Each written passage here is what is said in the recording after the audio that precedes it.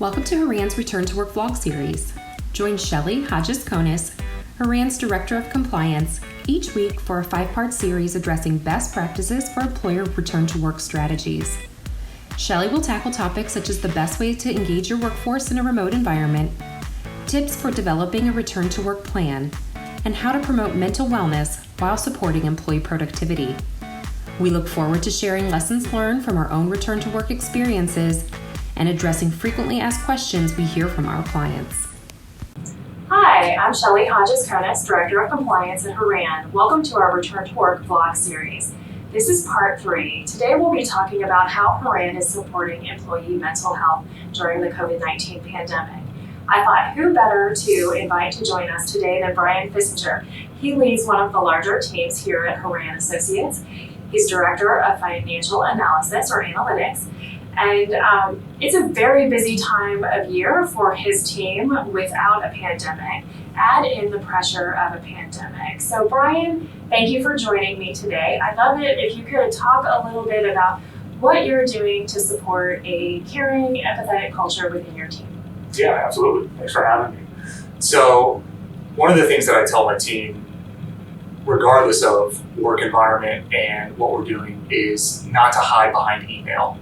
I think really important for building relationships, whether you're all in the office or none of you are in the office, is to have that personal touch.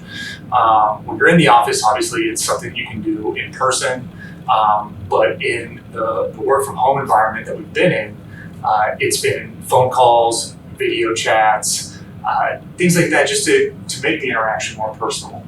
And I think that sometimes the challenge with that is that's not always the most efficient way to go about getting an answer. Sometimes an email will do just fine, and believe me, we do that too. But try to create a sense of whether they're interacting with me or they're interacting with someone else on the team. Pick up the phone, schedule a quick 15-minute video chat, because it keeps the relationships built that you've been able to build over the last few years as you've been part of the team. What other ways? I know we're all working virtually right now, at least 50% of the time. So what other things or what other ways are you encouraging your team to relieve some stress, take some pressure off? Yeah, so we've done a few virtual happy hours, intentionally scheduling time where we're trying not to talk about work. Obviously, work's a big part of all of our lives, but we want to build relationships and a sense of community within our team that goes beyond that. So scheduling that time. And then, especially around the holiday weekends, whether it was Memorial Day, 4th of July, whatever time off we had, encouraging them to actually take it. In the work from home environment, it's easy for the lines between work and home life to get blurred. And that's something that we want to try to preserve as much as possible, so they're able to take a break, they're able to disconnect from their work.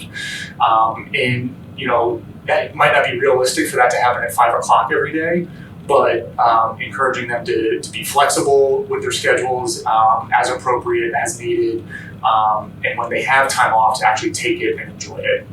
Yeah, I think that's something I really appreciate. I just returned from 3 days of paid time off. And so to just, I don't have a regular vacation schedule this year. COVID-19 sort of ruined everyone's plans. So I know that I appreciated just being able and encouraged to take some time and take a little break or breather since we've all been going full steam ahead. Right. Tell me, because I think for you it's been unique, you've had opportunity not just to manage a team virtually, but to also onboard new employees right now. So tell me how you're encouraging building some of those meaningful connections for both your current team and for your new hires as well. Yeah, so most important thing, again, going back to phone calls, virtual connects, again, whether it's me or the rest of the team, encouraging those and scheduling those for our new team members, right? I don't want them just to get to know me. I want them to get to know the team as a whole. When we're in the office, we sit in a big open space, and it's easy for us to turn around, talk to each other, and relationships just kind of happen naturally.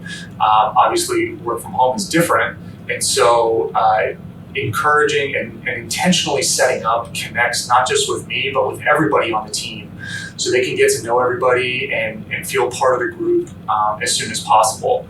And I think the challenge with the onboarding has been realizing that it's okay for it to look different, and not trying to fit it into the box of pre-COVID-19. And so what that looks like is sometimes that looks like a shift in priorities, or a focus on how some of the new members can get up and running on things that are going to help our team very quickly.